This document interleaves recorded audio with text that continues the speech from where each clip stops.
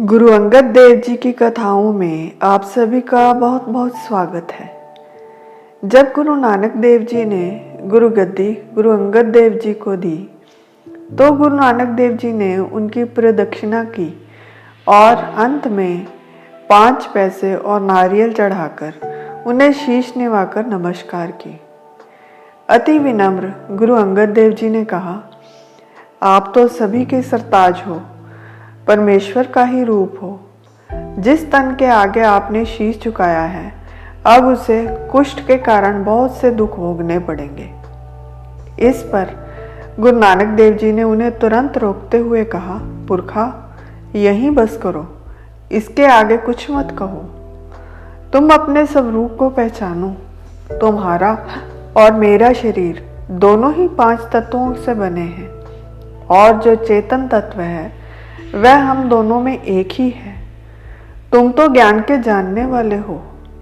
जिस ज्ञान की समझ तुम्हें आई है, मैंने तो उससे नमस्कार की है, परंतु यह भी रीति है कि सतगुरु हमेशा अपने सिख का भाव रखते आए हैं।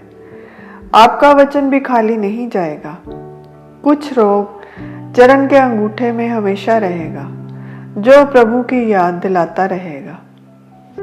इस घटना के कारण गुरु अंगद देव जी के पैर के एक अंगूठे में कुष्ठ रोग हमेशा रहा। कभी कभी तो इतनी दर्द होती थी कि कोई रात भर पैर दबाता रहे तो ही नींद आती थी। उन्हीं का एक धिंगा नाम का सिख था जो पेशे से नाई था। उसने सब छोड़ छाड़ दिया और खडूर साहिब पहुंचकर गुरुजी की संगत की देखभाल शुरू कर दी। वह संगत के सारे काम बहुत प्रेम से करता। एक दिन गुरुजी के पैर के अंगूठे के रोग के कारण उन्हें नींद नहीं आ रही थी, तो तिंगा नाई ने सारी रात उनकी सेवा की और उनके पैर दबाता रहा। उसकी इस सेवा पर गुरुजी बहुत प्रसन्न हुए। उनकी प्रसन्नता देख धिंगा नाई ने गुरुजी को अपनी एक समस्या सुलझाने को कहा कि धर्मशाला में सेवा करके और आपके दर्शन करके मन कुछ देर तो एकाग्रचित होता है, परंतु फिर से चारों दिशाओं में ऐसे भागने लगता है मानो इसे कोई रोग हो गया हो, जो कि खत्म होने का नाम ही नहीं लेता। आप कृपा करो, मन को शांत करने का कोई उपाय बताओ। तो गुरु अंगद देव जी ने उपदेश दिया कि मुरीद को मुर्दा कहते हैं और गुरु गौर है, अर्थात मुरीद या शिष्य मुर्दे की तरह होना चाहिए और गुरु गौर यानी कब्र की तरह होता है।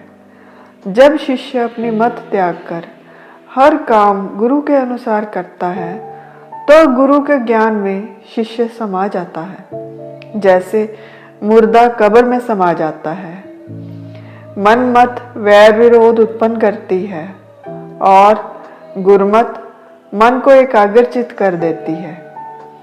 सेवा करते जब मन में कोई कामना ना रहे, जो गुरु ने कहा है सिर्फ उसी पर अमल करे तो मन शांत हो जाता है। फिर गुरुजी ने धिंगे को सैन भगत की कथा भी सुनाई। वो भी एक नाई थे। उनके गुरु ने उन्हें संतों की सेवा का आदेश दिया था।